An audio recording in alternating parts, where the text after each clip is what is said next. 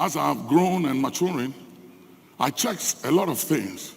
And I realized certain errors I made, unconscious errors, when I was growing up. Married very, very young at the age of 23. Didn't understand a lot of things. Ministry was tough in those days. So my life was always on the road. I was always gone. I was telling them about Bishop Ben. I used to go 6 weeks, sometimes 8 weeks, to North America, South America, Asia. Travel for days to be able to make ends meet, to provide and take care of the family, because the church couldn't take care of me. And I learned very early not to depend on tithes and offering and depend on people, because that will wound you.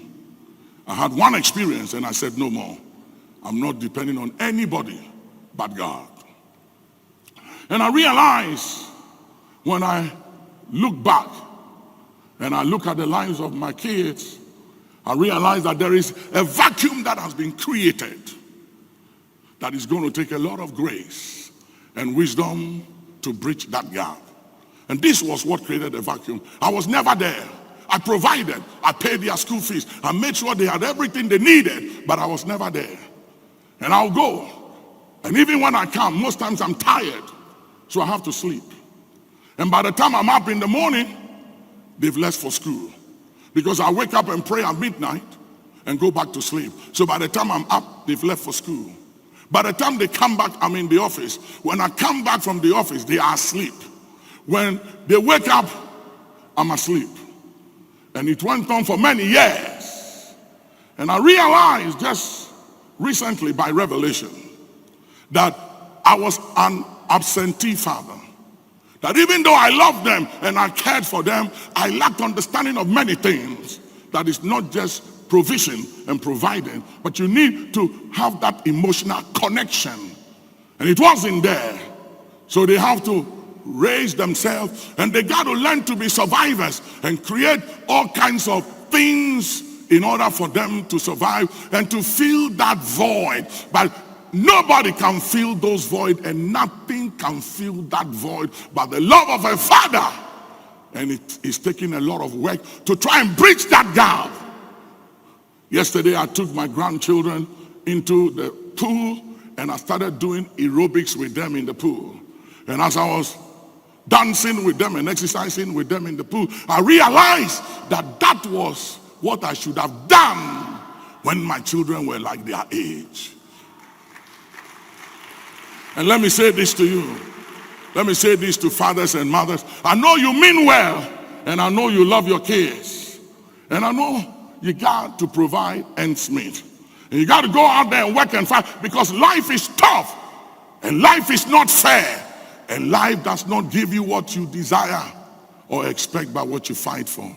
But in the mix of fighting for everything to provide for them, make a little time every now and then to bond with them, because you're going to need it.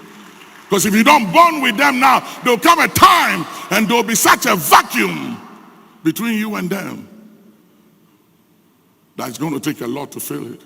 One of my sons, he don't call me dad. I've done everything to say, listen, I'm not saying, call me dad. And he keeps unconsciously calls me sir, because he never saw me as a dad as he was growing up. He saw me as sir. He saw me as this anointed, gifted, powerful man of God, but not a dad, because I was never around to play with him, to do things with him, so he can see me as a dad and a friend. And I'm trying to make it up, to work at it, to bridge the gap. And he takes everything you can take, you can think of. He takes every grace. He takes every humility. He takes all your humanity. Madula kasa, wasalahatu kifalu salas. Madi kusan kutan de kasi.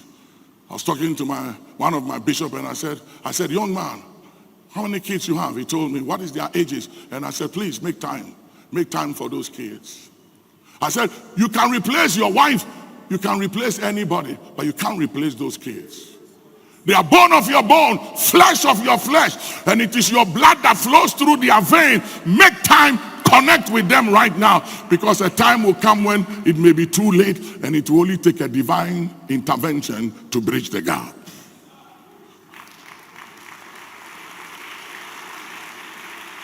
So they grow up. They grow up with all kinds of attitudes. And sometimes you actually say, what is this? What's going on here? It began a long time ago. We call them trauma. Trauma. Trauma. And it creates triggers. Things will trigger them. The trauma causes triggers. And you see them doing things, acting out of character. And you actually say, what did I do wrong? You didn't do anything wrong. You just miss certain moments. There are moments in life that fathers and mothers must never miss. Adela kisalatazund, ketu kusand, kela kusu wadala hasa, adili kimotun kifalasid. One of my children's birthday was up, and he said, Dad, my birthday is up. I need you to be around. And I was supposed to travel. So I called my travel agent and I said, you know what? Cancel the ticket. Said it will cost me. I said, it doesn't matter what it costs me. Cancel the ticket. And she said, Dad, you can travel. You can travel. You can go. I'm fine. I'm okay. And I said, no, you're not okay. I'll be around. I'm not going.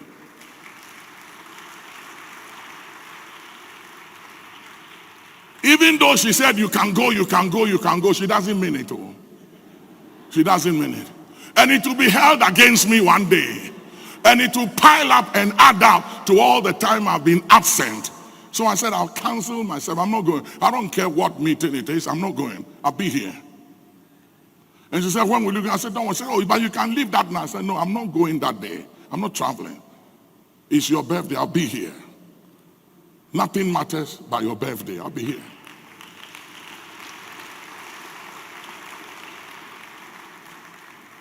Because if you don't let them know that they are precious, they are important, they will grow up with this sense of they don't matter when they matters. And they will act like they don't matter and do things like they don't matter. And you ask yourself, what did I do wrong? You didn't do anything wrong. You just missed certain moments. Lekutu kafasala. Salakatum kawasalan bevan kuwahasan hey lusulu wasin akusu wala hasan kifuluku fasa kusuluki fasa amisuku mehusundu masit. Don't miss those moments. Tell somebody, don't miss those moments. Don't miss those moments. Yeah. Certain moments when they are graduating. Certain moments, weekends when they are in boarding schools and all their friends and loved ones, their families are coming and you are not there. And I wasn't there also sometimes because I was busy somewhere. And just putting them in a boarding school and paying those expensive school fees, I thought was okay. But that wasn't okay. And once their friends, family, and parents come to be with them, and they are all alone and away from home, father is not there, mother is not there. You have no idea the damage. You have no idea the impact it does on them. The rejection, the torture and the sins, the feeling of abandonment and rejection. My dad is never around.